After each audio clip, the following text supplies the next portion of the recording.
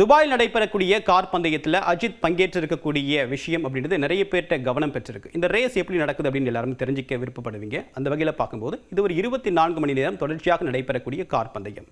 இதில் அஜித் உட்பட மொத்தம் 4 பேர் பங்கேற்றிருக்காங்க. 2 பேர் பெல்ஜியம் நாட்டை சேர்ந்தவர், ஒருத்தர் பிரிட்டனை சேர்ந்தவர், ஒருத்தர் இந்தியாவை சேர்ந்தவர். அவர் தான் அஜித்.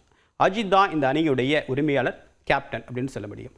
இந்த ரேஸை பொறுத்த வரைக்கும் 24 மணி நேரமும் தொடர்ச்சியாக நடைபெறக்கூடிய ரேஸ். 4 வீரர்கள் இருக்கிறதுனால ஒருத்தர் சராசரியாக 6 மணி நேரம் இந்த கார் ரேஸில் பங்கேற்கணும் அப்படின்றது ஏற்கனவே வரையறுக்கப்பட்ட ஒரு விஷயமா இருக்குது. ஒட்டுமொத்தமாக இந்த ரேஸுடைய தொலைவு, அந்த சர்க்கிளோட தொலைவு எவ்வளோ இருக்கும் அப்படின்னு பார்க்கும்போது 5.3 கிலோமீட்டர் தொலைவு இருக்கிறதா சொல்கிறாங்க.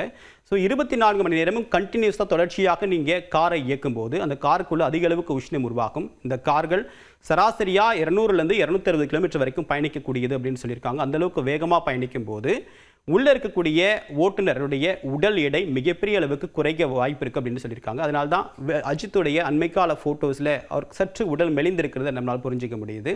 தொடர்ச்சியாக இதில் வெற்றி பெறக்கூடிய பட்சத்தில் அவர் அடுத்தடுத்த சுற்றுகளுக்கு போகிறதுக்கான வாய்ப்பு இருக்குது.